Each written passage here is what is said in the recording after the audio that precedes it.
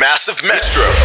The Takeover with Thembi Takeover. Now, growing up, what are the challenges that you faced? Because our topic right now, today, for Crossing the T's, we're talking rejection. And I've also experienced rejection whereby I was moved from Soweto where I was born, raised, and then my teenage, obviously, I had to move to Sebokeng. And Sebokeng, I grew up with my cousins. You know, there were just 5 of them. I was the different one, the Soweto bone, the just, knowing music, knowing the vibe, the energy, and because Sebokeng is just a different world. It's very reserved. Even Bloemfontein, it's much more hype. I don't know what's going on. No, it's true. But Sebokeng is very calm. I'm sure now it's different. But when I was growing up, the way of doing things, the way you address things, the way we twaranka thing, it's much more different. Who this Wakiba Soto again, it's something else. It's different. They're quite strict. I felt so left out, so rejected, and so lost. And that's why maybe even today I'm still a loner.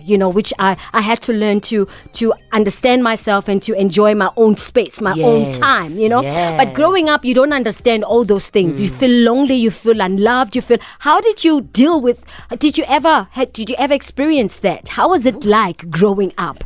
Topic today is rejection. Okay, growing up for me, I have an amazing family. Let me start there. Yeah. I was born with albinism, right? Okay. And that means I was different. Every time I walked into a room, people would look anyway, just because I'm so different. And I was ridiculed. I was criticized.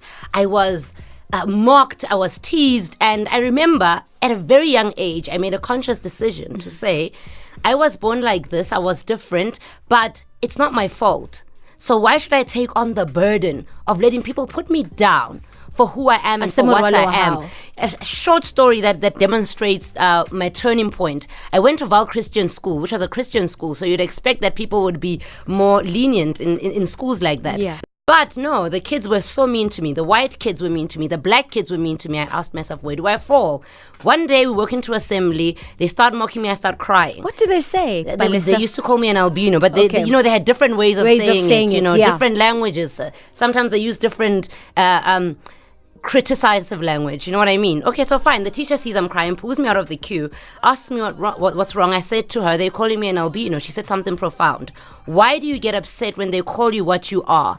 Thembi, I still didn't get it. I was young. I went to hostel. I was in boarding school. Called my mom, cried over the phone, woke up the next morning. I was done being a victim. So when it happened again, I remember it was a white girl. I looked at her dead in the face. I said, what's your problem? I have your skin and their mind. So I have the best of both worlds. So what's your problem? I guess word got around. So they stopped doing it. But of course, when you get into the corporate world, when you get into tertiary, you still face those challenges. But when I walk into a room, I dominate. I take over. I own my uniqueness. And in fact, I'm so proud of it because my uniqueness makes you look, but not just for that reason. It makes you look at this confident young woman that is taking over. And that's exactly what I do. So there were challenges, yes. There were obstacles, yes. But they have shaped me into the woman that I am today. And I thank God I was born like this, because I don't think I would have been half of the woman that I am had I not. Only on Massiv Metro.